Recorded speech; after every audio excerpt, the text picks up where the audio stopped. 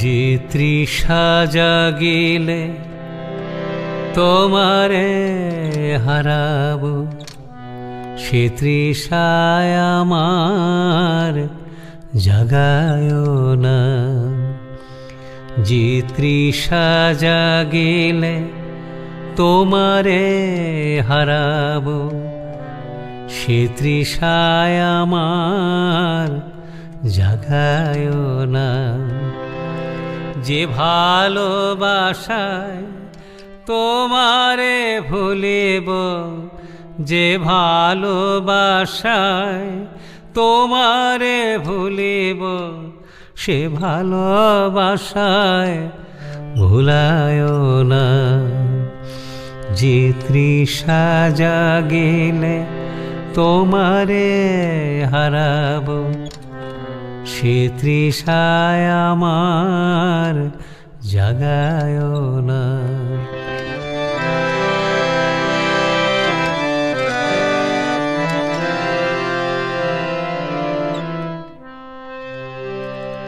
যে জ্ঞানের দ্বীপ তোমারে লুকায়, সে জ্ঞানের দ্বীপ জ্বালায় না। যে জ্ঞানের। নমস্কার, আজকে আমরা এখানে উপস্থিত হয়েছি, যেটি আজকে বিশেষ অনুষ্ঠান। একদিকে আজকে রাখি পূর্ণিমা, রক্ষাবন্ধন, ভাতৃবন্ধন, শ্রীমৎ স্বামী নীলরঞ্জনানন্দজির পূর্ণ জন্মতিথি, এবং তার সাথে আজকে আমাদের যেটি স্মারক বক্তৃতার আয়োজন, শ্রীমৎ প্রপৌত্র তাপস দিলীপ, গৌতম বাবু এবং অন্যান্য সকলের উদ্দেশ্যে আজকে এই স্মারক বক্তৃতা। এই স্মারক বক্তৃতাটি আয়োজন করেছেন মাননীয় আমাদের শ্রীমতী প্রতিভু শ্রী দীপক কুমার গুপ্ত, যার ব্যবস্থাপনায় আজকে এই সমস্ত অনুষ্ঠানটি হতে চলেছে। আর এই অনুষ্ঠানের যাতে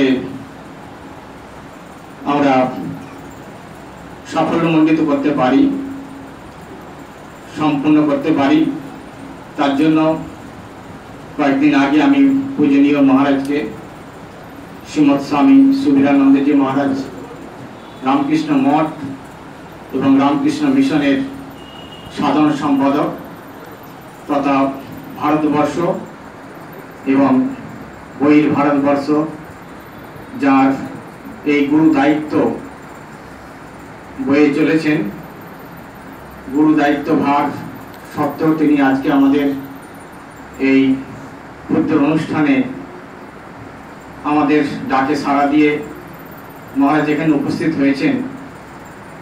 তাই আমরা খুবই আনন্দিত। তাই সমস্ত রামকৃষ্ণ মঠ কথামৃত ভবনের সাধু ভক্তদের তরফ থেকে মহারাজকে আমাদের আন্তরিক সশ্রদ্ধ প্রণাম নিবেদন জানাচ্ছি। মহারাজের এই অহেতুক কৃপা আমাদের উপর সদা বর্ষিত হয়ে চলেছে এবং থাকবে। সেই উপলক্ষে আজকে আমরা মহারাজকে এখানে পেয়েছি।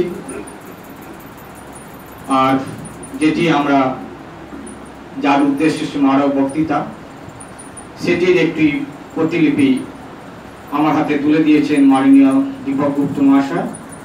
সেটি আমি সকলের সামনে, আপনাদের সামনে পড়ে শোনাচ্ছি। এরপর আমাদের পূজনীয় মহারাজ আমাদের যে বিষয়টি মহারাজকে আমরা অনুরোধ জানিয়েছিলাম, বিষয়টি হলো সংঘ সেবায় শ্রীরামকৃষ্ণের সেবা, সেই বিষয় নিয়ে মহারাজ আমাদের দু চারটি কথা, এবং যাতে আমাদের সত্যিকারের আমরা আদর্শকে ধরতে পারি, বুঝতে পারি, তার আলো তিনি আমাদের জানাবেন। আমি এখন ওই পত্রটি পড়ছি। শ্রীমোর ঠাকুরবাড়ি কথামৃত ভবন, শ্রীমোর প্রয়াত প্রপৌত্রগণ এবং এক প্রপৌত্র বধূর স্মরণে এই স্মারক বক্তৃতা। শ্রী শ্রী ঠাকুর ও মাকে প্রণাম করে সমবেত ভক্ত মণ্ডলীকে জানাই শ্রীরামকৃষ্ণ শিষ্য প্রথমিতকার শ্রীমর 8 জন প্রপৌত্র এবং 3 জন প্রপৌত্র বধূ, এদের মধ্যে বর্তমানে 5 জন প্রপৌত্র এবং 1 জন প্রপৌত্র বধূ প্রয়াত। 5 জন প্রয়াত প্রপৌত্র হলেন তাপস গুপ্ত, মানস গুপ্ত, গৌতম গুপ্ত, দিলীপ গুপ্ত ও পরীক্ষিত গুপ্ত, এবং 1 জন প্রয়াত প্রপৌত্র বধূ শর্মিষ্ঠা দেবী। আজকে 15ই আগস্ট 2019 এদের স্মরণে এই আলোচনা সভা। এই আলোচনা সভায় উপস্থিত পূজনীয় শ্রীমৎ স্বামী সুবিধানন্দ মহারাজজিকে অসংখ্য ভক্তিপূর্ণ প্রণাম জানিয়ে বলি যে এই প্রপৌত্রদের মধ্যে তাপস, মানস ও গৌতম 3 জনই শ্রীমর বড় নাতি অরুণের পুত্র। এরা 3 জনই অবিবাহিত ছিলেন। অরুণের আরো 2 পুত্র বর্তমান, একজন অবিবাহিত, আপনারা বুঝতেই পারছেন, স্বয়ং দীপক বাবু, এবং আরেকজন বিবাহিত, অঞ্জন গুপ্ত। অরুণের 5 পুত্রের মধ্যে 4 জনই অবিবাহিত, কেবলমাত্র 1 জনই বিবাহিত। প্রয়াত তাপস গুপ্ত, যার ছবিকে আমরা এখানে রেখেছি, শ্রীমর প্রপৌত্রদের মধ্যে সকলের বড়। তিনি ছিলেন ধর্মপ্রাণ ও বড়ই নিরাসক্ত মানুষ। কোনো কিছু তাকে দিলেই তিনি ভাইপো অন্যান্যদের বিলিয়ে দিতেন। তার সঙ্গে তার ছিল অতীব কৃতজ্ঞপরায়ণ, এবং তিনি এই অঞ্চলে তবুদা বলে খুবই পপুলার ছিলেন। এই ঠাকুর বাড়ির সেবা কার্যে নিজেকে সর্বদা ব্যস্ত রাখতেন। তার 69 বছরের জীবনের শেষের দিকে বেশ কিছুকাল শয্যাশায়ী থেকে রোগ ভোগ করেন, এবং সেই সময়কালে বাড়ির সবার সঙ্গে ঠাকুর বাড়ির বেশ কয়েকজন ভক্ত নিষ্ঠার সঙ্গে তার সেবা করেছিলেন। বিশেষ করে তুলসী দাস, শুক্লানাথ এবং কৃষ্ণা বসু, যারা দীর্ঘকাল ধরে তাকে প্রাণপণে সেবা যত্ন করেছিলেন, তা কখনো ভুলবার না। 2003 সালের 4 ফেব্রুয়ারি ঠাকুর ও মাকে স্মরণ করতে করতে তিনি শেষ নিঃশ্বাস ত্যাগ করেন। মানসও অবিবাহিত, অত্যন্ত ধর্মপরায়ণ ছিলেন এবং পাড়ার বন্ধু বান্ধবদের সঙ্গে মেলামেশা করায় খুবই পপুলার ছিলেন। তিনি অত্যন্ত কোমল প্রাণের মানুষ ছিলেন এবং দুস্থ, গরিব, দুঃখী মানুষদের সাহায্যে সদাই হাত বাড়িয়ে দিতেন। জানুয়ারি তিনি মাত্র 28 বছর বয়সে মোটর দুর্ঘটনায় মৃত্যুবরণ করেন এবং শ্রীমর পরিবারের খুবই দুঃখ শোকের কারণ হন। গৌতমও অবিবাহিত ছিলেন এবং তিনি অত্যন্ত ধর্মপরায়ণ মানুষ ছিলেন। শ্যামপুকুর বাটির মতন মহতী তীর্থটি যখন ভগ্ন দশায় পড়েছিল, সেই সময় গৌতম এবং কয়েকজন ভক্ত মিলে এই শ্যামপুকুর বাটির পুনরুদ্ধারের কার্যে বিশেষ অগ্রণী ভূমিকা পালন করেছিলেন।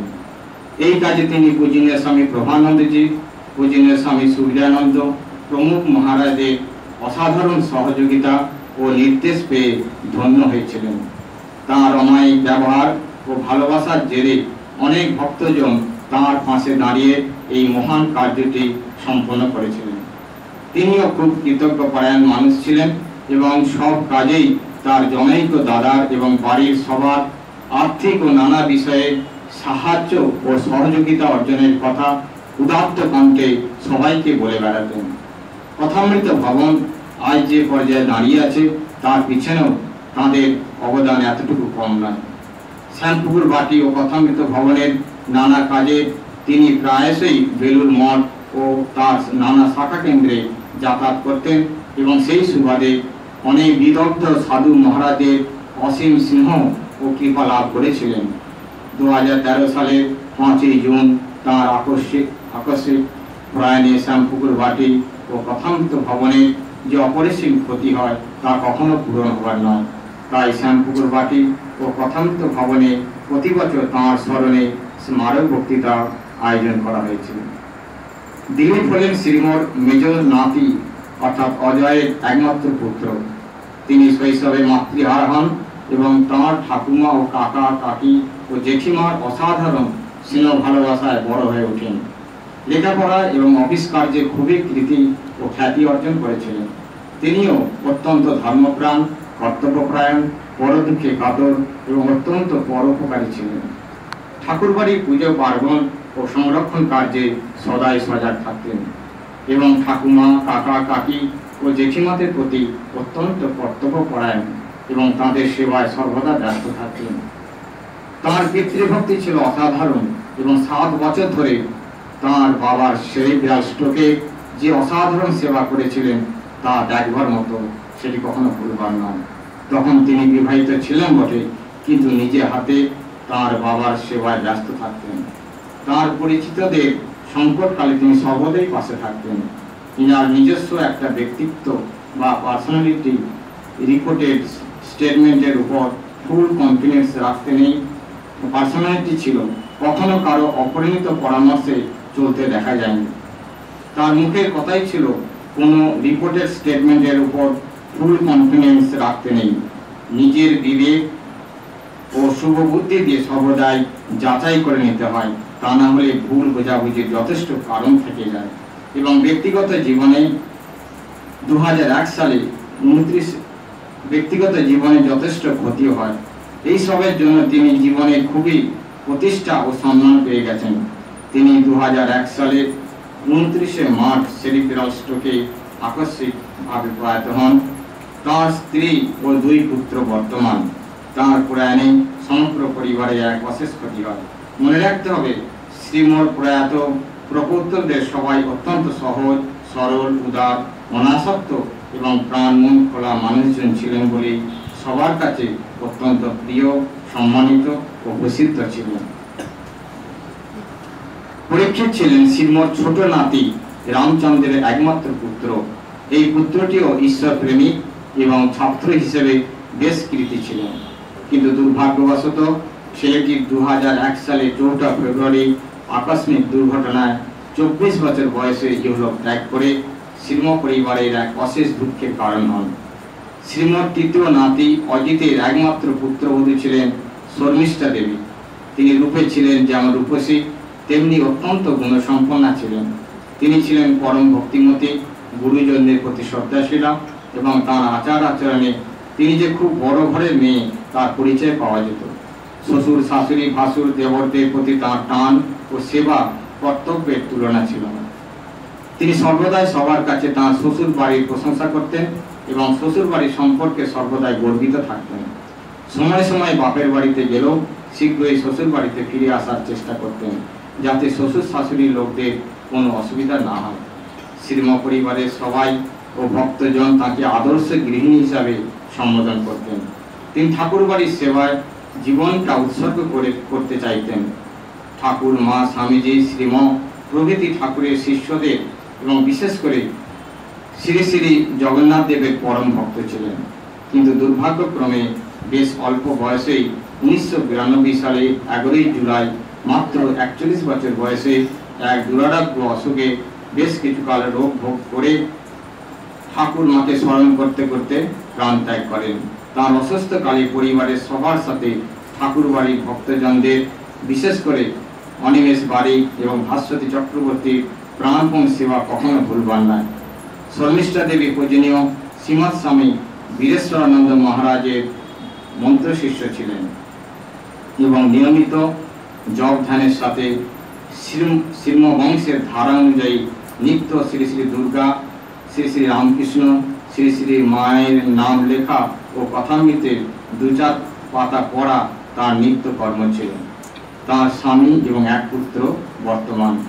এইসব মহাপ্রাণদের স্মরণে আজকে যে আলোচনা সভা, তাতে মঠ ও মিশনের সাধারণ সম্পাদক পরম প্রেমিক পরম পূজ্যপাদ শ্রীমৎ স্বামী সুবীরানন্দ মহারাজের শুভ উপস্থিতি ও হৃদয় মুগ্ধকারী ভাষণ আমাদের যে খুবই আনন্দ দেবে এ বিষয়ে নিঃসন্দেহ। তার কৃপা ও আশীর্বাদ যে স্বর্গীয় মহাপ্রাণদেরও অপরিসীম শান্তি ও আনন্দ দেবে সে বিষয়ে কোনো সন্দেহ নেই। পূজনীয় মহারাজকে আমাদের শতকোটি সশ্রদ্ধা প্রণাম জানাই। এই মঠের মহারাজদের সকলের প্রণাম জানিয়ে এবং উপস্থিত সকল ভক্তবৃন্দকে অসীম শুভেচ্ছা ও অভিনন্দন জানিয়ে এই বক্তব্য শেষ করছি। এটি দীপক গুপ্ত এবং অন্যান্য শ্রীমন ঠাকুরবাড়ি। এখন আমরা পূজনীয় মহারাজকে অনুরোধ জানাবো আমাদের কিছু বলার জন্য। নিত্যম অনন্তরূপম ভক্তানুকম্পা ধৃত বিগ্রহং বৈ ঈশাবতারং পরমেশমিড্ডং तं রামকৃষ্ণং শিরসা নমামহ। এই আশ্রমের অধ্যক্ষ আমার অনুযোগব্রতী পরম স্নেহাস্পদ স্বামী সিদ্ধেশ্বরানন্দজি, এখানে উপস্থিত অন্যান্য সাধু এবং ব্রহ্মচারী বৃন্দ, আমার ব্যক্তিগতভাবে পরম শ্রদ্ধেয় শ্রীযুক্ত দীপক গুপ্ত মহাশয়, যিনি এখানে উপস্থিত নেই, কিন্তু আমি এ সম্পর্কে নিশ্চিত যে তিনি এই কথা শুনতে পাচ্ছেন, শুনছেন। অমিতাভ গুপ্ত, আজকে আমার পক্ষে ব্যক্তিগতভাবে অত্যন্ত সৌভাগ্যের দিন। এটি আমার বিশেষ ভাগ্য যে কিছু মহাত্মা, কয়েকজন মহাত্মা, যারা সবাই শ্রীমৎ প্রপৌত্র ছিলেন।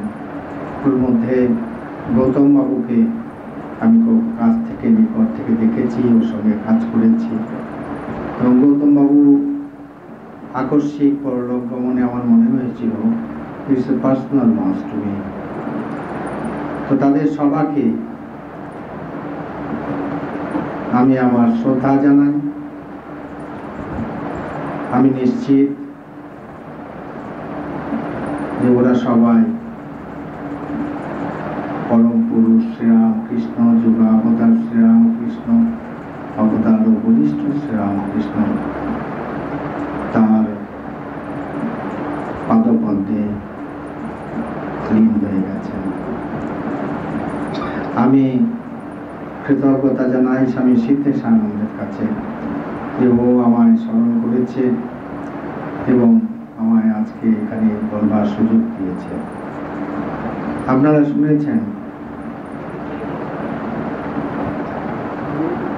যে আজকের বক্তব্যের বিষয়বস্তু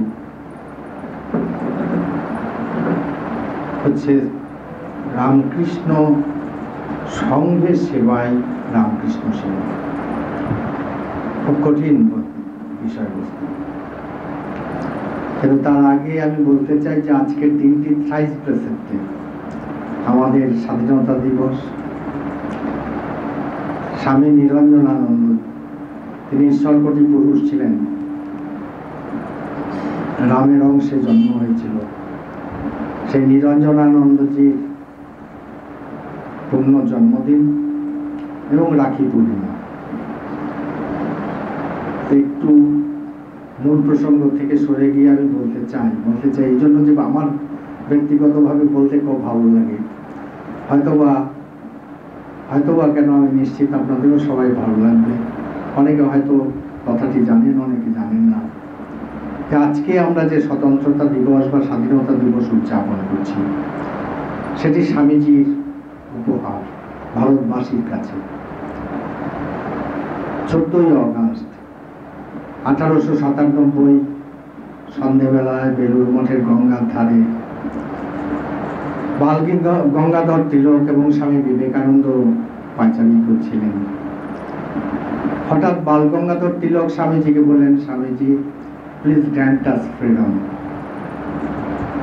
স্বামীজি বললেন, freedom freedom freedom is the song of my soul. I can grant you freedom tomorrow, but can you preserve it? You can't. বলো, তুমি স্বাধীনতার কথা বলছো, স্বাধীনতা আমার হৃদয়ের সঙ্গে, জীবন সঙ্গে। আমি কালই তোমাদের স্বাধীনতা দিতে পারি, কিন্তু তোমরা কি রক্ষা করতে পারবে? পারবে না। স্বামীজি এবং তিলকজি হাঁটছেন। কয়েক মিনিট পরে স্বামীজি দাঁড়ালেন, তিলককে বললেন, you will get freedom. Most unexpectedly, on completion of 50 years from today, আজকে থেকে 50 বছর পূর্তিতে তোমরা স্বাধীনতা পাবে এবং স্বাধীনতা পাবে অপ্রত্যাশিত। 1897 খ্রিস্টাব্দে 14 আগস্ট সন্ধ্যাবেলা বিবেকানন্দ বলছেন, 1947 সালের 14 August stroke of the midnight, একদিনও বেশি নয়, একদিনও কম নয়। বিবেকানন্দ অভ্রান্ত বিভিন্ন দিক থেকে আমরা দেখেছি। বিবেকানন্দ বলছেন, নিজেই বলছেন যে I do not imagine, I see, আমি কল্পনা করি না, আমি দেখতে পাই। তো সে যাই হোক, এটি খুব আনন্দের দিন যে আজকের এই বিশেষ দিনে যে দিনটি বিবেকানন্দের হৃদয়ের খুব কাছের দিন। আপনারা সবাই জানেন যে স্বামীজি স্বতন্ত্রতাকে, স্বাধীনতাকে এত ভালোবাসতেন যে স্বামীজি যখন শরীর ত্যাগ করবেন শিষ্যকে বললেন পঞ্জিকা নিয়ে আসতে। একের পর এক পৃষ্ঠা উল্টে যাচ্ছেন, 4 জুলাই এসে তিনি পঞ্জিকা বন্ধ করে দিলেন। আমাদের অনুমান, প্রত্যেকের অনুমান, কেউ জানে না কেন 4 জুলাই স্বামীজি ঠিক করলেন, নির্ধারণ করলেন ও শরীর ত্যাগ করার দিন হিসেবে। আমাদের অনুমান যে স্বামীজি স্বাধীনতাকে ভালোবাসতেন, বলছেন freedom is the song of my soul. আর সেই স্বাতন্ত্রতার প্রতীক সেই সময়ে হচ্ছে America, statue of liberty. Swamiji জানতেন যে আমেরিকার স্বাধীনতা হয়েছিল 4 জুলাই। হয়তোবা সে কারণেই স্বামীজি 4 জুলাইকে বেছে নিয়েছিলেন। তাই আমরা ভারত মাতাকে প্রণাম জানাই, শাসনকে প্রণাম জানাই, ভারত মাতার এক বিরল সন্তান স্বামী বিবেকানন্দকে। তারপর প্রসঙ্গে যাই। আমাদের মনে রাখতে হবে, আমি আগেই বলেছি প্রসঙ্গটা খুব জটিল। সিদ্ধেশানন্দজির লোক হিসেবে খুব সরল, কিন্তু প্রসঙ্গ খুব জটিল লিখেছেন। তো সে যাই হোক, প্রসঙ্গটা আমাদের যদি বুঝতে হয় তাহলে আমাদের একটি রামকৃষ্ণ বিবেকানন্দ ভাবান্দোলনের রামকৃষ্ণ বিবেকানন্দ নামক মহাকাব্যের একটি অধ্যায় খুব ভালো করে বুঝতে হবে। সেই অধ্যায়টি কি? সেই অধ্যায়টি হচ্ছে নরেন্দ্রের রামকৃষ্ণ সাধনা এবং রামকৃষ্ণের নরেন্দ্র সাধনা। আমরা কি দেখতে পাই? নরেন্দ্রনাথ তিনি বিভিন্ন মতবাদে প্রভাবিত। তরুণ নরেন্দ্রনাথ, যুক্তিবাদী নরেন্দ্রনাথ, বিজ্ঞান মনস্ক নরেন্দ্রনাথ। সেই নরেন্দ্রনাথের মধ্যে উথাল পাথাল চলছে। ভগবান আছেন, যদি থাকেন তাহলে এমন কেউ কি আছে যে নাকি ভগবানকে দেখতে পায়? আর যদি সত্যি সত্যি ভগবানকে দেখতে পায় তাহলে আমায় কি দেখাতে পারে? আশ্চর্য ইতিহাসের পরিহাস। এই প্রশ্নের উত্তর প্রথম কিন্তু তিনি পেয়েছিলেন এমন একজনের কাছে যিনি ভারতবাসী ছিলেন না, বাঙালি ছিলেন না, তিনি ছিলেন ব্রিটিশ, ইউরোপিয়ান। সে যাই হোক, আমরা ভাবতেই পারি শ্রীরামকৃষ্ণ কথামৃত আমরা পড়ি, লোকে বলে উপমা কালিদাসস্য। আমরা তো দেখি যে উপমা শ্রীরামকৃষ্ণস্য, উপমা কালিদাসস্যকেও ছাড়িয়ে গেছে। অনেক উপমা দিচ্ছেন কথামৃতে, ছত্রে ছত্রে উপমা। সেই দরিয়ার কথা বলছেন, দরিয়াতে জাহাজ রয়েছে। একটি বিহঙ্গ, বিহঙ্গটি উত্তর দিকে গেল, উত্তর দিল না কোনো উত্তর। পূর্ব দিকে গেল, পূর্ব দেখালো না কোনো আলোর দিশারা। পশ্চিম দিকে গেল, পশ্চিম দিল না কোনো দিগদর্শন। দক্ষিণ দিকে দেখা গেল, দাক্ষিণাত্য তথা দক্ষিণ দেখালো না কোনো দাক্ষিণ। শান্ত ক্লান্ত সেই বিহঙ্গ তারপর গিয়ে সেই জাহাজের মাস্তুলটির উপর বসলো, নিশ্চিন্ত হলো। বলাই বাহুল্য এই মাস্তুলটি হচ্ছেন শ্রীরামকৃষ্ণ, এবং অবশ্যই এই জাহাজটি আর কেউ নন, আমাদের মা, আমার মা, আপনার মা, সবার মা। তো এটি হচ্ছে মূল কথা, যে রামকৃষ্ণ সংঘ সেবা করলে শ্রীরামকৃষ্ণের সেবা হয়। তার মূল চাবিকাঠি রয়েছে এখানে। আমরা কি দেখতে পাই তখন ভারতবর্ষের অবস্থাটা কিরকম? আমরা দেখতে পাই যে অন্য ধর্মের কথা বাদই দিন, মেকলে সাহেব তো বলেই দিয়েছিলেন যে নিশ্চিন্ত হয়ে গিয়েছি, ইয়াং বেঙ্গলের রক্তে এখন 98 ডিগ্রি সেন্টিগ্রেডে ইংরেজি ফুটছে। ইয়াং বেঙ্গল এখন ইংরেজিতে খায়, ইংরেজিতে পান করে, ইংরেজিতে কথা কয়, ইংরেজিতে ঘুমায়, এমনকি ইংরেজিতে স্বপ্ন দেখে। আমার কাজ সার্থক। আর কেউ এই পরিবর্তন, এই যে ট্রেন্ড আমি করে দিয়ে গেলাম, এর পরিবর্তন করতে পারবে না। বিধাতা হাসছিলেন, ম্যান প্রপোজেস গড ডিসপোজেস। ঠিক 1836 সালে মেকলি সাহেব যখন এই কথা কলকাতায় বসে ভাবছেন, কলকাতার অনতি দূরে 50 মাইল দূরে কামারপুকুর নামক এক অখ্যাত পল্লীতে জন্ম নিলেন বিধাতা, যিনি হাসছিলেন অলক্ষ্যে থেকে। কি মূর্খ! তিনি কি করলেন?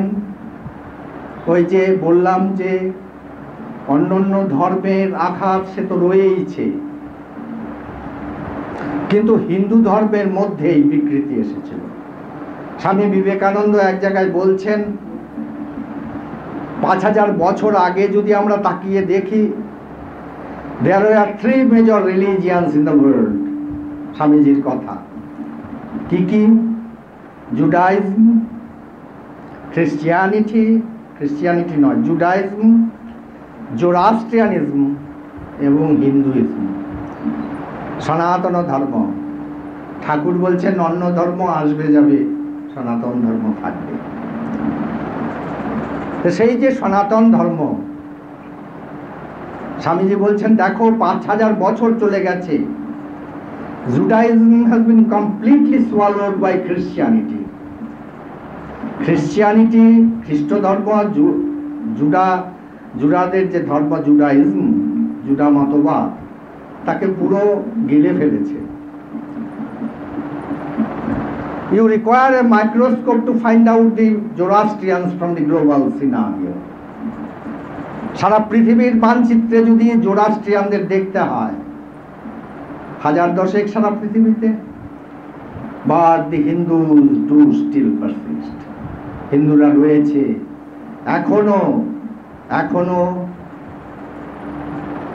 সারা পৃথিবীর 1/6 লোকের জনগণমন অধিনায়ক হচ্ছেন এই হিন্দু ধর্ম। কারণটা কি? স্বামীজি বলছেন, if somebody can prove that there was none called Christ, the entire edifice of Christianity will crumble down. If somebody can disprove the historicity of Buddhism will be extinct. কিন্তু হিন্দু ধর্মের কোনো অথার নেই। ঋষয় নতু কর্তারঃ মন্ত্রদ্রষ্টারঃ। ঋষি কর্তা নয়, তারা মন্ত্র দেখেছেন। বাবা যেমন ছেলেকে সম্পত্তি দিয়ে যায়, ঠিক তেমনি handed down from generation to generation. এটি হচ্ছে হিন্দু ধর্ম। সেই জন্য হিন্দু ধর্ম আদর্শের উপর রয়েছে। স্বামীজি বলছেন, তথাপি যদি তোমরা হিন্দু দেবদেবীকে না মানো, তাহলে বলে রাখছি একজন দেবতা রেখে গেলাম তোমাদের মাঝে, তার নাম হচ্ছে Sri Ramakrishna Paramahansadev. My master has been caught in modern camera. His historicity cannot be doubted. তিনি বলছেন, আমার প্রভুকে আমি রেখে গেলাম, আমার প্রভু আধুনিক যুগের ক্যামেরায় ধরা পড়া আছে বৈজ্ঞানিক মতে। তাকে, তার সত্যতা সম্পর্কে, তার অস্তিত্ব সম্পর্কে তোমরা সন্দেহ করতে পারো না। সে সময় আমরা কি দেখছি? বৈষ্ণব যারা ওই কি বলে পান্তুয়ানা কি বলে ওটাকে, লুচির মতো খুব মোটা মোটা হয়, মিষ্টি মিষ্টি, হ্যাঁ, মালপোয়া খাবে আর আচ্ছা করে ঘুমোবে। এখানে একটা চন্দনের তিলক, এখানে একটা তিলক, এখানে একটা কখনো কখনো ঘুম ভাঙলে ডাক বাজাবে। এই তো হলো কাজ ধর্ম। পুরো সভ্যতা, সমস্ত সংস্কৃতি, সমস্ত সমাজ ধ্বংসের মুখে। সনাতন ধর্মের অস্তিত্ব সামনে একটা বিরাট প্রশ্ন। স্বাভাবিকভাবে স্বামী বিবেকানন্দ বললেন, দেখো, throw the religious theories into the laboratories of science, get it tested. If it stands the test, accept it. Otherwise, throw it, reject it, and throw it altogether into the dustbin of history. পরীক্ষাগারে পাঠাও, প্রক্ষেপ করো তোমার ধর্মকে। বিজ্ঞানের পরীক্ষাগারে সেই ধর্ম যদি টেকে তাহলে তাকে গ্রহণ করো, অথবা আস্থা করে ফেলে দাও রাস্তা। স্বামী বিবেকানন্দ দেখলেন দুঃখের সঙ্গে, শ্রীরামকৃষ্ণ দেখলেন বৈষ্ণবেরা চিমটে দিয়ে বেলপাতা তুলতো, স্পর্শ করবে না, যার যাবে বলতো, বেলপাতা বলতো না, বলতো তেতরকা পাতা। আবার ভাগবতের যদি কাগজ ছিঁড়ে যেত বা পৃষ্ঠা ছেড়ে যেত, শাক্তরা সেটাও আবার চিমটে দিয়ে তুলতো, ভাগবতের পাতা কিনা, ওটা স্পর্শ করলে সমস্ত কিছু চলে যাবে। স্বামীজি বলছেন, throw them into the Pacific Ocean, প্রশান্ত মহাসাগরে নিক্ষেপ করো এদের। কেউ বলছেন, কেন ভারত মহাসাগর, বঙ্গোপসাগরের কথা কি বিবেকানন্দ ভুলে গিয়েছিলেন? বলে বলেননি। এই লোকগুলো এত চতুর ছিল, স্বামীজির শঙ্কা ছিল যে ভারত মহাসাগর বা বঙ্গোপসাগরে প্রক্ষেপ করলে আবার সাঁতার কেটে ভারতে প্রত্যাবর্তন করবে। স্বামীজি বলছেন, Dam them and Dam them forever. উদ্ধার করো দেশকে, উদ্ধার করো সংস্কৃতিকে, উদ্ধার করো ধর্মকে, উদ্ধার করো সভ্যতাকে। এহেন যে বিবেকানন্দ, যে হচ্ছে শ্রীরামকৃষ্ণের রেপ্লিকা। শ্রীরামকৃষ্ণ যদি ধর্ম হন, বিবেকানন্দ ফলিত ধর্ম। শ্রীরামকৃষ্ণ যদি বিজ্ঞান হন, স্বামী বিবেকানন্দ কর্মে পরিণত বিজ্ঞান। শ্রীরামকৃষ্ণ যদি বক্তা হন, বিবেকানন্দ ছিলেন অ্যাম্প্লিফায়ার। শ্রীরামকৃষ্ণ যদি তত্ত্ব হন, বিবেকানন্দ তার ভাষ্য। শ্রীরামকৃষ্ণ যদি ভাব হন, বিবেকানন্দ অবশ্যই ছিলেন ভাব সম্প্রসারণ। এহেন যে বিবেকানন্দ। ঠাকুর বলছেন, তুই আর আমি কি আলাদা? ঠাকুরের অল্টার ইগো। সেই বিবেকানন্দকে আমরা কিভাবে দেখি, মাতা ঠাকুরানীকে কিভাবে দেখছি? 1886 খ্রিস্টাব্দের 16ই আগস্ট, মতান্তরে 15ই আগস্ট, হিন্দু মতে, ভারতীয় মতে 15ই আগস্ট, আর পাশ্চাত্য মতে 16ই আগস্ট। আমরা দেখি শ্রীরামকৃষ্ণ মহাসমাধিতে লীন হয়েছেন। সেদিন মাতা ঠাকুরানী অবশ্যই অস্ত্র বিসর্জন করেছিলেন। অস্ত্র বিসর্জন করেছিলেন লোকাচারের জন্য। সমাজ এত ক্রূর ছিল। কুলীন ব্রাহ্মণ 80 বছর বয়স, বা অথবা তার চাইতেও একটু বেশি বয়স হতে পারে, সে 13 বছরের মেয়েকে বিয়ে করছে। সব স্ত্রীর নামও তার মনে নেই, অ্যাড্রেস তো মনে নেই, একটা ডায়েরি মেনটেন করত। মাসে মাসে বা বছরে বছরে কিছু পেতে হবে তো শ্বশুর বাড়ি থেকে, তো নিয়ে আসছে তার বিবাহিত স্ত্রীকে, রাস্তায় মারা গেছে। আর সমাজ এসে বাহাবা দিচ্ছে, কি সৌভাগ্যবাদী তুমি, এই তুমি দেখো সধবা, তোমার স্বামী মারা গেল তোমার কাছে, আর তুমি সহমরণে যাবার অপূর্ব সৌভাগ্য লাভ। এই সমাজকে দেখলেন রামকৃষ্ণ বিবেকানন্দ।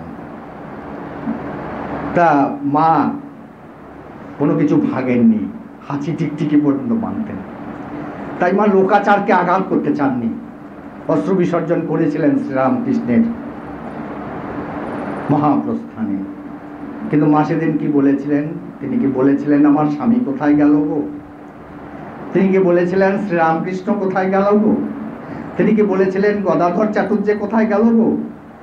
তিনি বলেছিলেন, আমার কালী কোথায় গেল? কারণ ওই যে রয়েছে দক্ষিণেশ্বরে ভবতারিণী রূপে, তিনিই কিন্তু শ্রীরামকৃষ্ণের অপর একটি রূপ। তাই মা বললেন, আমার কালী কোথায় গেল? শ্রীরামকৃষ্ণের যারা অন্তরঙ্গ পার্ষদ, শ্রীরামকৃষ্ণের যারা নাম শুনেছেন, শ্রীরামকৃষ্ণকে দূর থেকে ভালোবেসেছেন, তারা সবাই শোকে মুহ্যমান।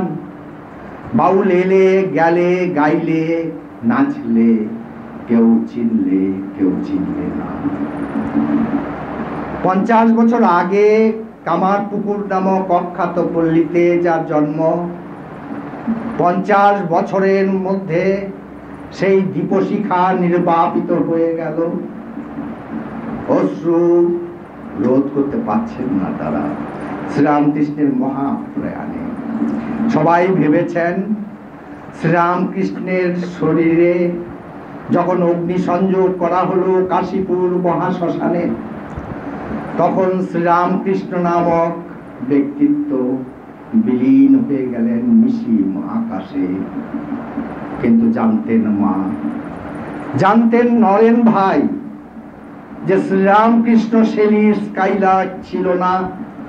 শেলির Skylark soars higher after higher till it is lost in the clouds of heaven. শ্রীরামকৃষ্ণের মধ্যে ছিল প্রত্যাবর্তনের প্রতিশ্রুতি। শ্রীরামকৃষ্ণ ছিলেন ওয়ার্ডসওয়ার্থের স্কাইলার্ক, যে স্কাইলার্ক উড্ডায়িত হয়, নভোচরে যায়, নভোচারী হয়েও কিন্তু it keeps its eyes fixed on the ground. সে সেতু নির্মাণ করে, সেতু নির্মাণ করে মানুষ এবং ভগবানের মধ্যে, সেতু নির্মাণ করে এই পৃথিবী আর স্বর্গ, বৈকুণ্ঠ অথবা ব্রহ্মের সাথে। এটি ছিলেন শ্রীরামকৃষ্ণ। তাই আমরা কি দেখতে পেলুম? আমরা দেখতে পেলুম 1886 সালে শ্রীরামকৃষ্ণের শরীরে যখন অগ্নি সংযোগ হলো, তখন সেই অগ্নি ধূম্রায়িত হয়ে নভোচারী হয়েছিল বটে, কিন্তু অতি শীঘ্র সেই অগ্নি সেই বাষ্পায়িত হয়ে কাশীপুর মহাশ্মশানের 90 ডিগ্রি কোণে বিপরীত দিকে গঙ্গার পশ্চিম উপকূলে শান্তিবাড়ি হয়ে প্রত্যাবর্তন করেছিল। আর সেই জায়গাটির নামই হচ্ছে বেলুড় মঠ। নরেন, আমায় কাঁধে করে যেখানে রাখবে আমি সেখানেই থাকব। নরেন্দ্রনাথ কাঁধে করে তার শ্রীজিকে নিয়ে এসে প্রতিষ্ঠিত করলেন বেলুড় মঠে। মা তাকে ক্রেডেন্সিয়াল দিলেন। মা বললেন, অনেক আগেই গঙ্গাতে যেতে যেতে দেখেছিলাম ঠাকুর পায়চারি করছেন এই ভূমিতে। স্বামীজি বিভিন্নভাবে পরীক্ষা করছেন। ঠাকুর বলছেন, তুই আমায় এখানে নিয়ে এসছিস, আমি আছি। রামকৃষ্ণ সংঘ সেই বেলুড় মঠ তার পীঠস্থান। কোন একজন শঙ্করাচার্য আধুনিক যুগে বলেছেন, ভালো লাগে বলতে শুনতে। তাকে জিজ্ঞেস করেছিল তার ভক্তরা যে আজকের পৃথিবীতে একবিংশ শতাব্দীতে জগতের কুণ্ডলিনী শক্তি পৃথিবীর কোথায় অবস্থিত? সেই শঙ্করাচার্য বললেন, कलकत्ते के नजदीक बेलूर मठ बोल के एक जगह है, वहाँ पे अभी एक कुलकुंडलिनी शक्ति। महापुरुष महाराज বলছেন, সতীর 51টা পীঠ নিয়ে 51টা অংশ নিয়ে 51টা পীঠ, পুরো সতীর শরীরটা রয়েছে বেলুড় মঠে। এহেন যে বেলুড় মঠ, সেই বেলুড় মঠ কি করছে? শ্রীরামকৃষ্ণ কিভাবে সেবা নিচ্ছেন তার সঙ্গের মাধ্যমে? কেউ একজন জিজ্ঞেস করেছিলেন বীরেশ্বরানন্দজিকে। বীরেশ্বরানন্দজিকে জিজ্ঞেস করেছিলেন যে আমি তো গুরু সেবার সুযোগ পেলাম না। বলে, কেন? তুমি সঙ্গে সেবা করো, তোমার গুরু শ্রীরামকৃষ্ণ, আর সেই ঠাকুরই সঙ্গরূপী শ্রীরামকৃষ্ণ। স্বামী বিবেকানন্দ কি বলছেন? স্বামী বিবেকানন্দ একটা সিল বুক রেখে গেছেন, যে তাতে সবার প্রবেশাধিকার নেই, সন্ন্যাসীদের আছে। সেখানে পরিষ্কার বলছেন that this sangha is the gross body of Sri Ramakrishna, subtle body নয়। সূক্ষ্ম শরীর বলেননি, বলেছেন স্থূল শরীর শ্রীরামকৃষ্ণের। এবং তিনি এও বলেছেন যে দেখো, এই সঙ্গে শ্রীরামকৃষ্ণের যারা প্রতিনিধি, to disobey their mandate is to disobey the mandate of the master. সে যাই হোক, কিন্তু এটুকুন বোঝা গেল যে রামকৃষ্ণ সংঘটি হচ্ছে শ্রীরামকৃষ্ণের স্থূল শরীর, এবং সেই স্থূল শরীর যখন আমরা বলি, তার মধ্যে সূক্ষ্ম শরীর আছে, কারণ শরীর আছে, আনন্দময় কোষ আছে, সব কিছু নিয়েই তো একটা মানুষ। আজকের পৃথিবীতে এই রামকৃষ্ণ সংঘ ভূমিকাটি কি সেটা বুঝতে হবে। রামকৃষ্ণ সংঘ কোথায় দাঁড়িয়ে আছে এটি বুঝতে হবে। শ্রীরামকৃষ্ণের শরীর গিয়েছে 1886, স্বামী বিবেকানন্দের শরীর গিয়েছে 1901, তাই তো 2। তো এই যে 1902 আর আজকে হচ্ছে 2019, 100 বছরের খানিকটা বেশি। আজকে সারা পৃথিবীতে রামকৃষ্ণ বিবেকানন্দের অবস্থানটা কোথায়? আমি কয়েকটি ঘটনা বলি। কয়েকদিন আগে অক্সফোর্ড ইউনিভার্সিটির হিস্ট্রি ডিপার্টমেন্টের, মডার্ন হিস্ট্রি ডিপার্টমেন্টের head of the department Mrs Harris Lewis, উনি Ruth RUTH, Mrs Harris Ruth আমার কাছে এসেছিলেন একটা বিশেষ কারণ। তা আমি মিসেস হ্যারিস লুথকে প্রশ্ন করেছিলাম যে Harris, how many people know the name of Ramakrishna Vivekananda in Oxford University? Harris আমায় বললেন, Swami, you better ask me how many people in Oxford do not know the name of Ramakrishna Vivekananda today. আমি জিজ্ঞেস করেছিলাম, অক্সফোর্ডে কতজন লোক রামকৃষ্ণ বিবেকানন্দের নাম জানে হ্যারিস? হ্যারিস আমায় বলল, তুমি উল্টো প্রশ্নটা আমায় করো যে অক্সফোর্ডে কটা লোক নাম না জানে। অক্সফোর্ড, হার্ভার্ড, রামকৃষ্ণ বিবেকানন্দে চারদিকে সুরভিত। আজকে সারা পৃথিবী, আমি অনেক জায়গায় ওই কথা ঘটনাটিও বলেছি, এখানেও বলতে পারি। ভালো খাবার যেমন বারবার খেতে কোনো আপত্তি নেই, তাই তো? ভালো কথাও বারবার শুনতে আশা করি কোনো আপত্তি থাকবে না। আমাদের একজন খুব বরিষ্ঠ সন্ন্যাসী, উনি গিয়েছিলেন মস্কোতে। তার সম্মানে একটি নৈশভোজের ব্যবস্থা করা হয়, ওখানকার বিশিষ্টজনেরা করে। সেখানে এসেছিলেন একজন 109 বছর বৃদ্ধা, 109-year-old লেডি। উনি উঠে দাঁড়ালেন, সেই সাধুটি উঠে দাঁড়ালেন। সাধুটি বলছেন, ma'am, you must have your seat. আর উনি বলছেন, Swami, you must be seated first. এরকম চলছে 2-3 বার। তখন সাধুটি বলছেন, দেখো ম্যাম, আমাকে যিনি জন্ম দিয়েছেন, আমার গর্ভধারিণী,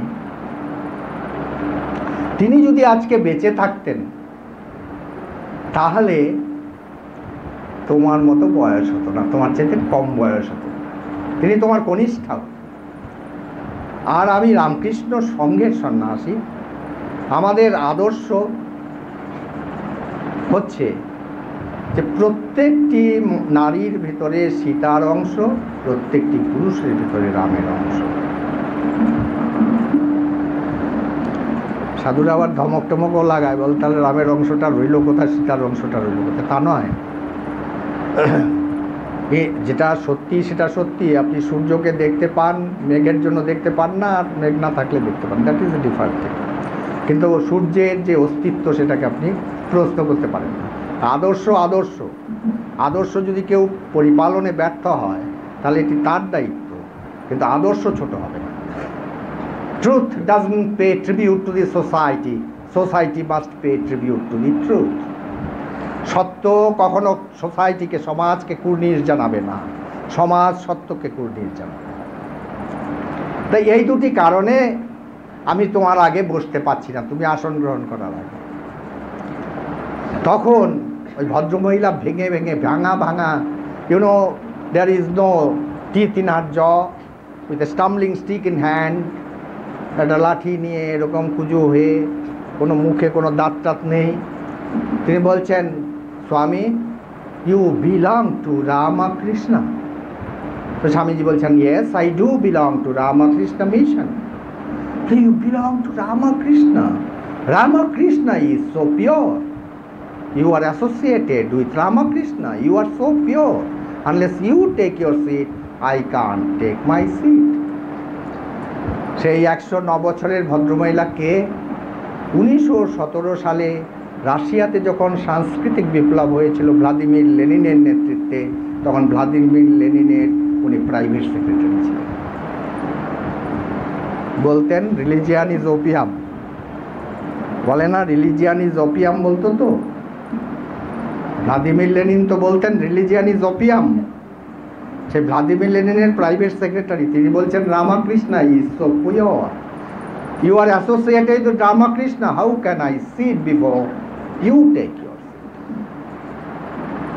ম্যাক্স মুলারের কাছে নরেন্দ্রনাথ গিয়েছেন স্বামী বিবেকানন্দ, তখন তরুণ সন্ন্যাসী, কৃতজ্ঞতা জানাতে যে আমার কলকাতায় যখন শ্রীরামকৃষ্ণকে জানবার এত কৌতূহল নেই, যখন শ্রীরামকৃষ্ণকে অনেকেই জানে না, তার জীবনী লেখা তো দূরের কথা, তখন সুদূর অক্সফোর্ডে বসে তুমি তো এই আমার গুরু, আমার হৃদয় সম্রাট, আমার জীবন দেবতা শ্রীরামকৃষ্ণ পরমহংসদেবের জীবনী লিখেছ, তাই কৃতজ্ঞতা জানাতে এসেছি শিষ্য হিসেবে।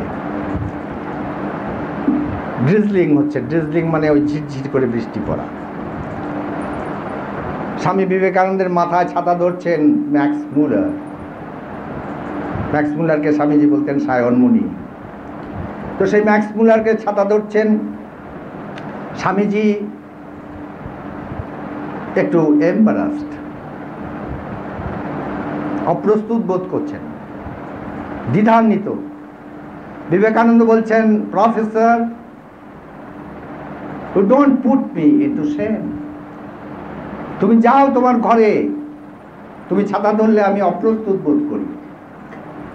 একবার, দুবার, তিনবার, তৃতীয়বারে পরে প্রফেসর ম্যাক্স মুলার বলছেন, it's not every day that a son of Sri Ramakrishna comes to your doorstep, he comes only once. প্রত্যেক দিন শ্রীরামকৃষ্ণ তোমার দরজার গোড়ায় আসবেন না, তিনি আসবেন শুধু একবার। তুমি এসেছো, তাই তোমাকে প্রাণ ভরে দেখতে চাই, কারণ তুমি যে শ্রীরামকৃষ্ণের সন্তান। উথাল পাথাল সারা পৃথিবীতে আজ রামকৃষ্ণ বিবেকানন্দ। আমি কিছুদিন আগে লন্ডন ইউনিভার্সিটির লোগান হলে বক্তৃতা দিয়েছিলাম, খুব দীর্ঘ বক্তৃতা, অনেকের বক্তৃতা ছিল, শুধু স্বামী বিবেকানন্দের সম্পর্কে আলোচনা। সকাল 10টায় শুরু হয়েছে, রাত 9টায় শেষ হবে। শ্রোতা অধিকাংশই হচ্ছে কলেজের ছাত্রছাত্রী, তার মধ্যে 25%, শতকরা 25% হচ্ছে British young boys and girls. তো উদ্যোক্তারা, সত্যি তাই, আমি হলেও হয়তো তাই করতাম, উদ্যোক্তারা ভেবেছে যে সকাল 10টার থেকে রাত 9টা পর্যন্ত শুধু বিবেকানন্দ বিবেকানন্দ বিবেকানন্দ, সবাই বোর্ড ফিল করবে। তাই ওরা ভারত থেকে দুজন মিউজিশিয়ানকে নিয়ে গেছে, গায়ক, নাম বলবো না, সে গায়ককে নিয়ে গেছে। তো গায়ক দুজন, ছোট গায়ক একজন, বড় গায়ক একজন। বড় গায়ক বোম্বে থেকে গেছেন, ছোট গায়ক কলকাতা থেকে গেছেন। তো ছোট গায়কের তো আর গান গাইতেই হলো না, বিনা গাইতেই, মানে গান না গিয়ে রেমুনারেশন পেয়ে গেল। আর বড় গায়ক একটা গান গাইলো, তখন উদ্যোক্তারা গিয়ে বলল, আপনি একটা গান গেয়ে ছেড়ে দিন, আপনার পুরো পারিশ্রমিক আমরা দিয়ে দেবো। ওদের খুশি হয়েছিল, গান না গিয়ে পুরো পারিশ্রমিক হয়েছিল। সে যাই হোক, কেন স্লিপের পর slip, young boys and girls of British, they are giving sleeps. We have come here not to listen to music, we have come here to hear about Vivekananda. এই হচ্ছে আজকের পৃথিবীর বিবেকানন্দ। কারণ শ্রীরামকৃষ্ণ যে নতুন, স্বামী বিবেকানন্দ নতুন। স্বামী বিবেকানন্দ বলছেন, throw the priest and the clergyman into the depth of the Pacific Ocean, throw the stone images into the depth of the Atlantic Ocean. মন্দিরের দরজা পর্যন্ত বন্ধ করে দিতে বলছেন।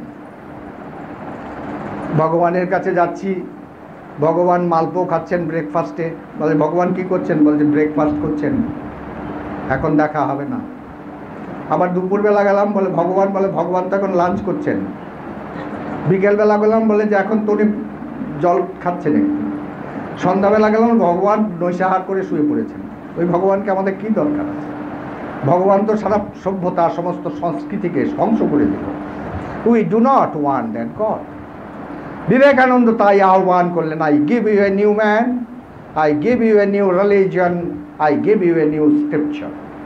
আমি তোমায় এক নতুন মানুষ দেব, নতুন ধর্ম দেব, নতুন বেদ দেব। তাই বিবেকানন্দ ধর্মের নতুন সংজ্ঞা নির্ধারণ করলেন। সেই সংজ্ঞাটি কি?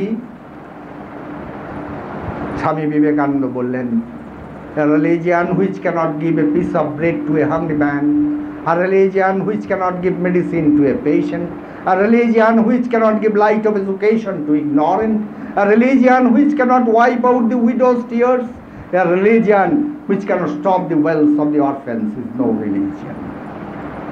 ওটাকে ধর্ম বলা যাবে না। স্বামী বিবেকানন্দ নতুন ধর্ম দিলেন, নতুন বেদ দিলেন, আর নতুন মানুষ দিলেন শ্রীরামকৃষ্ণকে, গুরু, গঙ্গা এবং গীতার সঙ্গে। তো তারপরে কি হলো? নতুনত্বটা কোথায়? রামকৃষ্ণ সংঘ সেবা, শ্রীরামকৃষ্ণের সেবা কেন? ভক্তদের সন্দেহ আছে। অনেক সময় ভক্তরা মনেও করেন যে এই বেটারা হচ্ছে প্যারাসাইট সোসাইটির, বোধহয় লেখাপড়া করেনি, লেখাপড়া করলেও কোনো কারণে চাকরি বাকরি পায়নি, বেলুর মঠে এসে ঢুকে গেছে। ব্যাপারটা তা নয়, ব্যাপারটা এত সোজা নয়। তা সেই জন্য আজকে এই কয়েকদিন আগে এই কলকাতারই লোক হিদল সেনগুপ্ত, উনি একজন বিখ্যাত স্কলার অক্সফোর্ড ইউনিভার্সিটি ফিলসফি ডিপার্টমেন্টের, উনি একটা অদ্ভুত ট্রিটিস লিখেছেন, যেটা ইন্টারনেটে পোস্ট করেছেন, যে আজকে ম্যানেজেরিয়াল পার্লেন্সে সারা পৃথিবীর একটা প্রশ্ন, যে রামকৃষ্ণ মিশন হচ্ছে একটা নন প্রফিট মাল্টিন্যাশনাল কর্পোরেশন। এটি চালাচ্ছেন 122 বছরের উপর মুন্ডিত মস্তক কতকগুলো সন্ন্যাসী। একটা স্ক্যাম নেই, একটা স্ক্যান্ডেল নেই, না কাটমানি টাটমানির ব্যাপার নেই, কোনো ইয়ে নেই, আপনার কন্ট্রোভার্সি নেই। কেন? কি করে সম্ভব? So efficiently, so quietly, in such a disciplined manner it is going on, is the question in the managerial parlance of the world today, and that is the question posed by not a monk of Ramakrishna Mission. That question has been posed by a philosopher of Oxford University. I can tell his name, you can find him out from Kolkata, Hidol Sengupta. কেন এটা সম্ভব? এটা কেন বলছে? তারপরে কি বলছে? আরো মারাত্মক কথা, যে একটা ছোট্ট সন্ন্যাসী সংঘ, 1800-1900 লোকের বাস, তা সেই সন্ন্যাসী সংঘ has produced the number one top mathematician of the world today. The top mathematician of the world today is a monk of Ramakrishna Order, Mahan Maharaj. The top speaker on Vedanta today is a monk of Ramakrishna Order, and a young monk called Sarvapriyananda. One of the greatest philosophers of today's world is a brahmachari of Ramakrishna Order, Ayan Maharaj. How is it possible? এটা হচ্ছে সেনগুপ্তের প্রশ্ন। তো স্বাভাবিকভাবেই আমাদের কোনো সন্দেহ নেই যে আবার হার্ভার্ড ইউনিভার্সিটির যে থিওলজিক্যাল মিনিস্টার, 50 বছর ধরে রামকৃষ্ণ মিশন বস্টনের অধ্যক্ষ, তিনি সেই সন্ন্যাসী আবার সেই রামকৃষ্ণ মিশন, এটা কী করে সম্ভব? এই প্রশ্ন তুলেছে। কৌশিক বাসু ইন্ডিয়ান এক্সপ্রেসে কিছুদিন আগে লিখেছেন একটা অদ্ভুত কথা। কৌশিকের সঙ্গে হিদলের কথা হয়নি, যোগাযোগ আছে কিনা আমি জানি না, কিন্তু আমি শিওর যে Kaushik Basu has made the question raised by Hidal Sengupta. বলছে সিক্রেটটা হচ্ছে they own but they do not possess. ব্যাংকের ক্যাশিয়ারের কাছে 200 কোটি টাকা আছে, কিন্তু ক্যাশিয়ারের একটি পয়সাও নয়। এই যে ডিটাচমেন্ট ম্যানেজমেন্ট, নিরাসক্ত ম্যানেজমেন্ট, এই ম্যানেজমেন্টটাই হচ্ছে রামকৃষ্ণ সংঘের সেবার আসল কথা। এটি যদি না থাকে তাহলে আর সেবা হলো না, ওটা ভোগ হবে। আমি আরও কয়েকটা উদাহরণ দেব। গল্প না ঘটনা, ভালো লাগবে।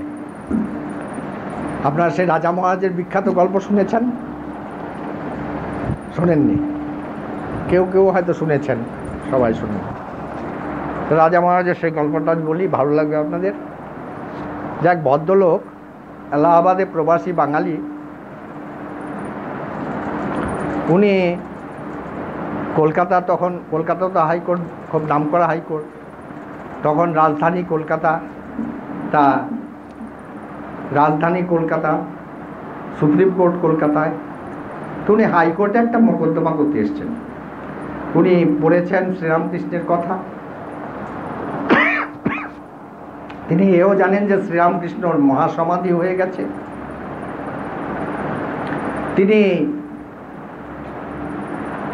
শুনেছেন স্বামী বিবেকানন্দের কথা। তিনি এও জানেন শ্রীরামকৃষ্ণেরও, স্বামী বিবেকানন্দেরও মহাসমাধি হয়ে গেছে।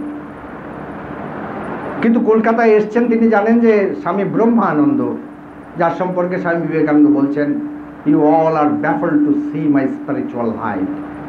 I have got a brother disciple of mine in India who is 1000 times more spiritual than me, a living spiritual dynamo," বলেছিলেন স্বামী ব্রহ্মানন্দের সম্পর্কে। তারপর এসছেন বেলুড় মঠে রোববারের দিনে। আমগাছতলায় একজন সাধুর সঙ্গে দেখা হলো। বলে প্রেসিডেন্ট মহারাজের সঙ্গে দেখা করলো। বলে প্রেসিডেন্ট মহারাজ আছেন বাগবাজারে বলরাম মন্দিরে। বলে কি করে যেতে হয়, সব খবর টবর দিলেন।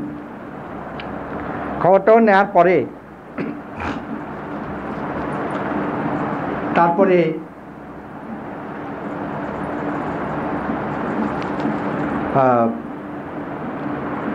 উনি গেলেন বলরাম মন্দিরে। তখন বলরাম বসুর বাড়ি। চাতালে দাঁড়িয়ে একজন ইয়াং সন্ন্যাসী, তরুণ সন্ন্যাসী, তাকে জিজ্ঞেস হলো, মহারাজের সঙ্গে দেখা করতে এসেছেন? আপনি এই সিঁড়ি দিয়ে চলে যান, যে কেন্দ্রীয় ঘরটা আছে, সেন্ট্রাল রুম, সেখানে দেখবেন মহারাজ বসে আছেন। উনি গিয়েছেন, দেখছেন 4 জন সন্ন্যাসী তাস খেলছে আর ফষ্টি নষ্টি করছে। উনি বলছেন, রামকৃষ্ণ মিশনের প্রেসিডেন্ট তো এরকম করবে না, তাস খেলবে আর ফষ্টি নষ্টি করবে, তাহলে মহারাজ এখানে নেই। তো নেমে এসছেন। তখন সে তরুণ সন্ন্যাসীকে জিজ্ঞেস করলো, আচ্ছা মহারাজের সঙ্গে দেখা হলো? বল না তো। বলছে কি, আপনি দেখেননি 4 জন সন্ন্যাসী বসে আছেন, তার মধ্যে খুব আকর্ষণীয় চেহারা একজনের, দুধে আলতে চেহারা, দেবগণ চেহারা, খালি গায়ে বসে আছেন গেরুয়া পরে। বলে হ্যাঁ, তা তো দেখেছি বটে, সত্যি তাই, একটু অসাধারণ, কিন্তু তিনি তো মহারাজ নন। বলে কী করে জানলেন? বলুন তো প্রেসিডেন্ট কি আর তাস খেলবেন, ফষ্টি নষ্টি করবেন? বললো আচ্ছা। তো বেরিয়ে যাচ্ছে, মহারাজ ডেকে পাঠালেন সেই তরুণ সন্ন্যাসীকে। ডেকে পাঠিয়ে বলে, এই ওকে ডাকতো। তো গিয়ে বলরাম মন্দিরের দেয়াল তো আপনারা এখনো দেখেন, খুব বেশি দূরত্ব নেই। তো গিয়ে বললেন, মহারাজ আপনাকে ডাকছেন। তো উনি গেছেন মহারাজের কাছে। মহারাজ ওর দিকে তাকিয়ে বলছেন, দেখো হে, আমাদের আরও একটা রূপ আছে, আগামী রোববার কলকাতায় মঠে এসো, বেলুড় মঠে। ভদ্রলোক বিতস্তব্ধ হয়ে গেছেন। রামকৃষ্ণ মিশনের প্রেসিডেন্ট বলছে কিনা লিভিং স্পিরিচুয়াল টাইম, আর খেলছেন তাস আর করছেন ফষ্টি নষ্টি। ভণ্ডামিরও তো একটা সীমা থাকা উচিত। এ তো দেখছি সব সীমাকে ভেঙে দিয়েছে। তো সে যাই হোক, যখন বলছেন আসতে রোববারে, যাই না কেন? না না না, রোববারে যাওয়া যাবে না, তার কারণ হচ্ছে মামলা আমার মঙ্গলবারে। মামলা মঙ্গলবারে হয়ে গেলে আর এই লোকটির সঙ্গে দেখা করার জন্য রোববার পর্যন্ত অপেক্ষা করার কোনো কারণ নেই। আমি এলাহাবাদে মঙ্গলবারে কোর্টে গেছেন, মামলায় অ্যাডজর্নড। কি ব্যাপার? জজ সাহেব কলকাতার বাইরে গেছেন, ফিরে এসছেন পরে উনি ভাবছে তাই বলে কি আর এতদিন না, আবার আগামী মঙ্গলবারে মামলার ডেট পড়েছে। তো রোববার যখন এসছে সকাল পর্যন্ত উনি দৃঢ় প্রতিজ্ঞ যে না বাবু এই টন্ডামির মধ্যে যাব না। কিন্তু বিকেলবেলার দিকে মনে হচ্ছে গেলে একবার হয় বটে, বেলুড় মঠ জায়গাটা তো খারাপ না, গঙ্গা আছে, হাওয়াটাও ভালো, বেশ সুদৃশ্য মনোরম, তো সেখানে গিয়ে একবার দেখলেই হয়। তো এসছেন আবার সেই আম গাছের তলায় কারোর সঙ্গে দেখা হলো, বললো মহারাজ আপনায় ডেকেছেন। ও মহারাজ আপনাকে ডেকেছেন? প্রেসিডেন্ট মহারাজ? বললো হ্যাঁ। চলুন আপনি দর্শন করবেন না? হ্যাঁ চলুন। গিয়ে দেখছেন ওই যে লোকটা গোষ্ঠী নষ্টি করছিল, তাস খেলছিল বলরাম মন্দিরে গত রোববার, সেই লোকটা এখন ছিপ দিয়ে মাছ ধরার চেষ্টা করছে গঙ্গা। তো ও এত বীতশ্রদ্ধা হবে বললো, ও আর সামনে মহারাজের গেল না, পেছন থেকেই চলে গেল। তো এখন যেখানে পল্লীমঙ্গল সেটা ছিল মেন গেট সেই সময়, তো ওই কাছাকাছি চলে এসছে। আবার মহারাজ একজন সাধুকে বলেছে এই ডাকতো ওকে। তো মহারাজ আবার সেই সাধুটি গিয়ে ডেকে বলছে মহারাজ আপনায় ডাকছে। ওর আসার ইচ্ছে নেই, কিন্তু তথাপি মনে হলো বহু দূর তো চলে আসিনি, বেলুড় মঠের চৌহদ্দিতে আছি, মহারাজ বলছেন যেতে, যাই না কেন, কি হবে, একবার তাস খেলা দেখলাম, একবার মাছ ধরা দেখলাম, আরেকবার না হয় কুস্তি দেখবো, তো যাই। গিয়েছেন, তখন মহারাজ ওর দিকে তাকিয়ে আছেন, তাকিয়ে খানিক্ষণ পরে বললেন দেখো হে, আমাদের আরও একটা রূপ আছে, আগামী রোববার আসবে। ভদ্রলোক বলছেন যে আবার বারবার কি বোকা কেউ হয় নাকি, আর আগামী রোববার পর্যন্ত আমার থাকারও কথা নয়, মঙ্গলবারে মোকদ্দমা। মঙ্গলবারে কোর্টে গিয়েছেন, বিরোধী পক্ষের উকিল অসুস্থ, মামলা অ্যাডজর্ন। তা অ্যাডজর্ন হয়ে যাওয়ার পরে আবার সেই রোববার সকাল থেকে মনে হচ্ছে না বাবু আর আমি যাব না। তো বিকেলে বলছে গেলে একবার হয়, ওই তো বললুম যে একবার তাস খেলা দেখালো, একবার মাছ ধরা দেখালো, এবার না হয় একটু কুস্তি টুস্তি করবে, যাই না কেন। তা আম গাছের তলায় এসে জিজ্ঞেস করে মহারাজ কোথায়? তো বলছে মহারাজ উপরে ঘরে আছেন, ওর ঘরে। ধীরে ধীরে সেই সিঁড়ি বেয়ে মহারাজের ঘরে গেছেন। আপনারা জানেন তো মহারাজের ঘর কোনটা ছিল? ব্রহ্মানন্দ স্বামীজির ঘরের ফটো। সেখানে গিয়ে দেখছেন মহারাজ সমাধিস্থ, খুব উচ্চ অবস্থা। সমাধিরও বিভিন্ন গ্রেড থাকে, যেমন আপনাদের থাকে না ক্লাস 1, ক্লাস 2, ক্লাস 3, সমাধিরও গ্রেড থাকে, খুব উচ্চতম অবস্থার সমাধি। ভদ্রলোক হাত জোড় করে দাঁড়িয়ে আছেন। বহুক্ষণ পর ধীরে ধীরে ধীরে ধীরে মহারাজ সাধারণ ভূমিতে নেমে এলেন। ভদ্রলোক তখনও করজোড়ে দাঁড়িয়ে আছেন। ভদ্রলোকের দিকে তাকিয়ে তিনি বলছেন দেখো হে, আমরা শ্রীরামকৃষ্ণের সন্তান, আমরা তাস খেলি, আমরা মাছ ধরি, আমরা সমাধিতেও যাই। এটি হচ্ছে রামকৃষ্ণ সংঘের স্বরূপ এবং রামকৃষ্ণ সংঘের সেবা স্বরূপ, যেটি রূপান্তরে শ্রীরামকৃষ্ণের সেবা। রঙ্গনাথানন্দজিকে কেউ জিজ্ঞেস করেছিলেন মহারাজ ঠাকুরকে কি করে ভালোবাসবো? রঙ্গনাথানন্দজির সাথে সাথে উত্তর দিয়েছিলেন you love the সংঘা, you love ঠাকুর। তুমি সংঘকে ভালোবাসো, এটি তার স্থূল শরীর, তাহলে তুমি ঠাকুরকেও ভালোবাসো। তা আরেকটি ঘটনা বলে আমি শেষ করব, রাজি আছেন তো? ঘটনাটি হচ্ছে যে উত্তরাখণ্ডে একটা হাসপাতাল আছে কঙ্খলে, আমাদের, আপনারা জানেন কিনা জানি না, হরিদ্বারে। সেই হাসপাতালটি শতবর্ষের উপর তার বয়স। সেই হাসপাতালটি হয়েছিল স্বামী বিবেকানন্দের নির্দেশে। ওখানে যারা সন্ন্যাসী আছে উত্তরাখণ্ডের সাধু সমাজ, তাদের চিকিৎসার কোনো সুব্যবস্থা ছিল না। তাই কল্যাণানন্দজিকে উনি বলেছিলেন কল্যাণ, এদের একটু চিকিৎসার ব্যবস্থা করতে পারিস। সে থেকে শুরু হচ্ছে যাত্রা শুরু, এই আজকে যেটা কঙ্খল রামকৃষ্ণ মিশন সেবা আশ্রম। কিন্তু ওখানকার সাধু সমাজ ওদের সাধু বলে গণ্য করতেন না, ওরা বলতো এরা ভাঙি সাধু, এরা ভাঙি সাধু। তা ভাঙি সাধু ঠিক আছে, ওরা কোনো তাতে দুঃখ হতো না ওদের, ওরা ওদের কাজ করে যেতেন। নিমন্ত্রণ করা হয়েছে তখনকার দিনে 10,000 লোকের, 10,000 সাধুর ভান্ডারা। আর মহামণ্ডলেশ্বর ধনরাজগিরি আসবেন, তিনি মুখ্য অতিথি, সবাই অপেক্ষা করছে। ধনরাজগিরি মশাই এলেন, আসবার পর সবাই ভাবছে এখন ভান্ডারা শুরু হবে। ধনরাজগিরি বললেন वो जो स्वामी जी के अस्पताल है कंखल में, वो स्वामी कहाँ? बोले ये लोग तो भंगी साधु है। बोले भंगी साधु ये लोग नहीं हैं, भंगी साधु है तुम्ही लोग। तुम लोग खाते हो और सोते हो, ये लोग भगवान का अर्चना कर रहा है 24 घंटा। यही है महात्मा। अगर ये आते नहीं तो हम भी ये भंडारा में भाग नहीं लूंगा। हजार हजार तखनकार दिने हजार हजार टाका खर्चा करेছে। তারপরে আবার এই অবস্থা, সারা উত্তরাখণ্ড কেন সারা ভারতবর্ষে সাধু সমাজে ছড়িয়ে পড়বে যে ভান্ডারা পণ্ড হয়ে গেছে। সবসময় গল্প করে দেখেছি, সকালবেলা থেকে রাত্রিবেলা পর্যন্ত ওই গল্পই করে। ও ভান্ডারা মে গিয়া থা, ইতনা বড়া বড়া লাড্ডু থা, এই গল্পই করে। কখন ভগবানের নাম নিয়ে আমি জানি। তা সে যাই হোক, তা ওরা এখন বলছে ভান্ডারাতে তো ধনরাজগিরি অংশগ্রহণ না করলে হবে না। তো ধনরাজগিরির কথায় ওরা ছুটেছে। তো কল্যাণ মহারাজ এসেছিলেন, নিশ্চয় মহারাজ আসেননি। নিশ্চয় মহারাজ মারাঠি শরীর ছিলেন, মারাঠিরা একটু জিদ্দি হয় বেশি। তো নিশ্চয় মহারাজ এলেন না, কল্যাণ মহারাজ এসেছিলেন, ওদের ভান্ডারা হলো।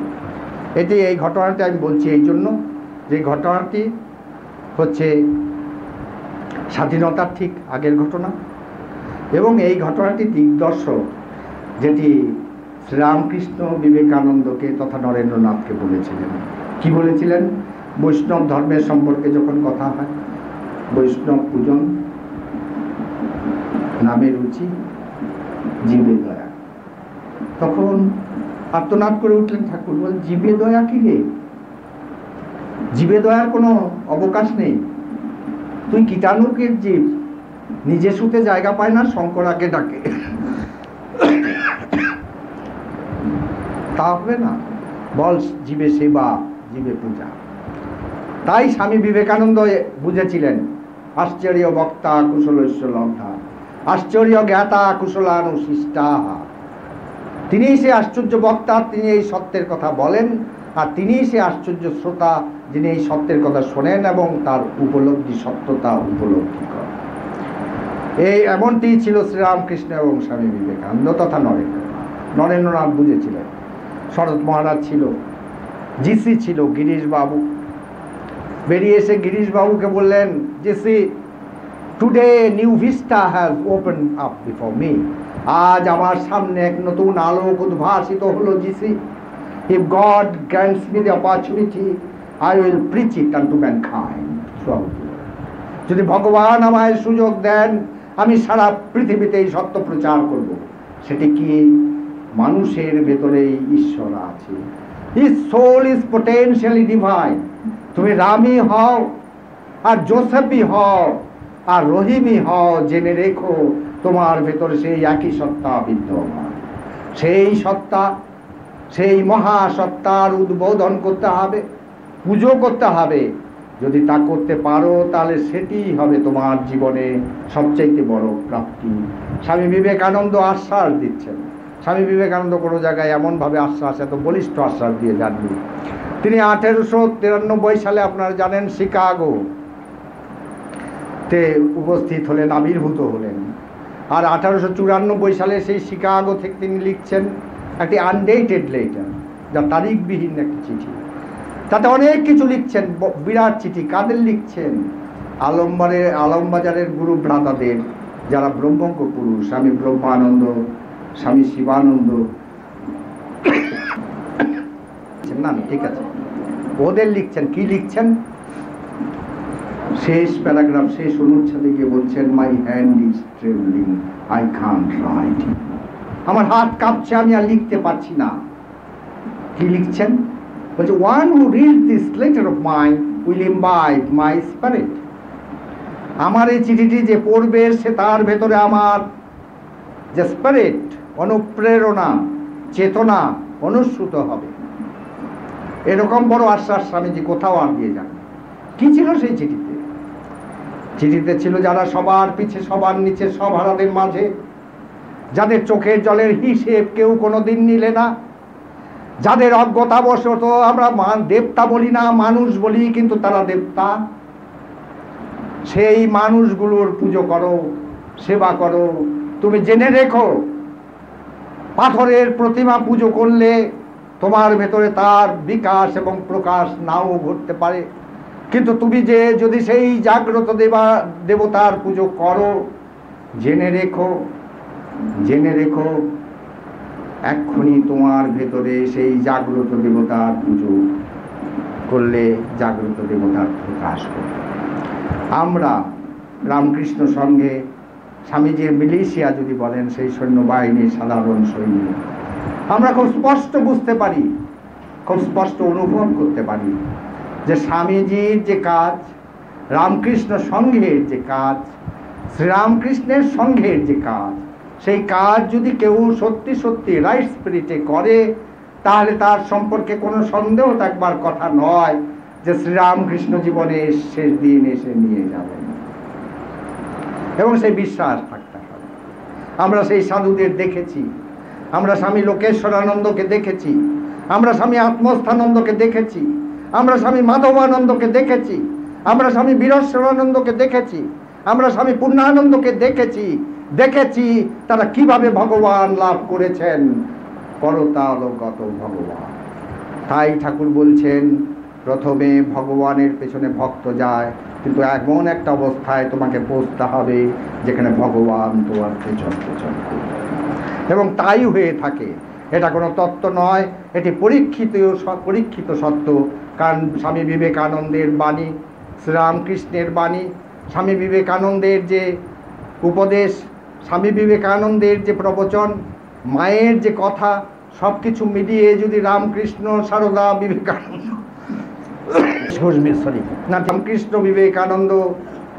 রামকৃষ্ণ সারদা বিবেকানন্দ মহাকাব্য রচিত হয়, তাহলে এই 125 বছর প্রায় যে প্রতিষ্ঠানটি চলেছে শ্রীরামকৃষ্ণ বিবেকানন্দ ভাবান্দোলনের নেতৃত্ব দিয়ে, সেই প্রতিষ্ঠান বলতে পারে ইউরেকা, আমি দেখেছি, আমি পেয়েছি। তাই আজ আসুন, আমরা যখন বাড়ি যাব, জলে ভাসলে হবে না, একটি দৃঢ় অবস্থান নিয়ে বাড়ি ফিরব। যেমন ওই যে কথা বলেছিলাম, ডেকের বাচ্চাটা পড়ে গেল, ক্যাপ্টেন জিজ্ঞেস করলো, তুমি কেন এতক্ষণ লড়াই করছিলে? তো ক্যাপ্টেনকে বললো, I knew my captain would come to save me. আমি জানতাম আমার ক্যাপ্টেন আমায় বাঁচাতে আসবে। ঠিক তেমনি আপনার ভিতরে সেই কনভিকশন থাকতে হবে যে শ্রীরামকৃষ্ণ স্বামী বিবেকানন্দ আসবেন। যদি আমরা বিশ্বাস করি, তাহলে তিনি এখানে রয়েছেন। যিনি হেতা আছেন তিনি হোতা আছেন, তদ্দূরে তদ অন্তিকে। তিনি এখানে রয়েছেন, কিন্তু আমরা অন্তিকে দূরে তার অন্বেষণ করছি, কারণ আমাদের অজ্ঞতা রয়েছে। স্বাভাবিকভাবে আমাদের ভেতরে এই উদ্বোধন ঘটুক, এর জন্য প্রয়োজন প্রয়াস। Spirituality is a conscious effort. এটা হচ্ছে সযত্ন লালিত একটি প্রয়াস। এখানে কোনো তাকতুকের ব্যাপার নেই। ওই তাকতুকের ব্যাপারগুলো তো, ভগবানগুলো তো দেখতে পাচ্ছেন কি অবস্থা সব। কেউ আয়ুর্বেদিক মেডিসিন বিক্রি করছে, রিলায়েন্সের আম্বানির সঙ্গে প্রতিযোগিতা করছে, আবার কেউ বা শুনি কোন কোন জেলে সব রয়ে গেছে, সব জেলের নামও আমার জানা নেই। তো টুকটাকের মধ্যে যাবেন না, খবরদার। Here is a scientific religion which is experimented, and you follow it, and you also will be partner to that great pilgrimage. সেই যে আপনার পরিব্রজা, সেই যে বিরাট অভিসার, সেই অভিসারে আপনিও একজন পরিব্রাজক হবেন। এই কথাগুলো বলে আমি আপনাদের ধন্যবাদ জানাই। এতক্ষণ ধরে আপনারা সহ্য করেছেন আমাকে। আকাশের অবস্থা খুব ভালো নেই, আর এতক্ষণ ধরে সময় দিলেন। what should I say, with patience you have listened to me, সেই জন্য আপনাদের অসংখ্য ধন্যবাদ জানাই। এবং আমি খুশি হব যদি আপনাদের মধ্যে একজন ব্যক্তিও আজ আমি যে এতগুলো কথা বললাম, সেই কথাগুলো খানিকটাও জীবনে প্রতিফলিত করতে পারে, পরিচর্যা করতে পারে। এই কথা বলে আমি আমাদের পরম প্রেমের ঠাকুর, আমি তো তোমারে চাইনি গো বাবু, তুমি অভাগারে চেয়েছ। তুমি না দেখালে পরে কে তোমারে দেখতে পারে, তুমি না জানালে পরে কে তোমারে জানতে পারে। আমাদের পক্ষে তার সম্পর্কে কিছু বলাও সম্ভব নয়, তাকে দেখাও সম্ভব নয়, তাকে জানাও সম্ভব নয় যদি তিনি না করিয়ে নেন। হরে কুশীল হরিশ কি গৌরব। আমি যদি ধরা না দিই তুই কি ধরতে পারিস আমায়? তো শ্রীরামকৃষ্ণ ভগবান সেই কৃপা আমাদের উপর করেছেন। তো কৃপা করলে তো হবে না, গুরু মন্ত্র দিচ্ছেন, মন্ত্র দিয়ে বলছেন দিলাম মন্ত্র, এবার মন্ত্র, সেভাবে মনটিকে তৈরি করতে হবে। তো মনটিকে তৈরি করার যে প্রক্রিয়া, সেটি একটি অত্যন্ত বিজ্ঞানসম্মত প্রক্রিয়া। সেই প্রক্রিয়াটি যদি আমি করেন, আপনি করেন, আমি করি, আমরা সবাই সেই জায়গায় পৌঁছব যেখানে পৌঁছে আমরা বলতে পারি আমি জেনেছি সেই মহান পুরুষের প্রধান। তাই আসুন ঠাকুরমা স্বামীজিকে আমরা প্রণাম জানাই, সঙ্গে সঙ্গে ঠাকুরমা স্বামীজির শ্রীচরণে প্রার্থনা করি আপনারা সবাই ভালো থাকুন, আনন্দে থাকুন। আর যদি কোনো কথাবার্তাতে কারো মনে কিছু লেগে থাকে আপনারা ভুল বুঝবেন না, কিছু মনে করবেন না, তবে ইউটিউবে দেবেন না, বলতে দেবেন না। তা সে যাই হোক, আপনাদের কল্যাণ কামনা করি ঠাকুরের শ্রীচরণে, এবং ঠাকুরের কাছে এই প্রার্থনা করি যে আপনাদের সেই দিন আসুক যেদিন এই অন্ধকার কাটিয়ে দেবে। তদ্দিনং দুর্দিনং মন্যে যদ্দিনং হরিবীজ সবুজ। মেঘাচ্ছন্ন ন দুর্দিন, আকাশে মেঘ রয়েছে সেটি দুর্দিন নয়, সেটি দুর্দিন যেদিন হরিবীজ কথা পায়নি। এই আমাদের জীবনে আসতে হবে, তাহলেই আমাদের জীবন ধন্য। আর না হলে ধন্য নয় সে কথা বলবো না, বৃথা হতে পারে না, কিন্তু অবশ্যই আমাদের যে গন্তব্যস্থল ছিল সেখান থেকে আমরা অনেকটাই দূরে থেকে যাই। ধন্যবাদ।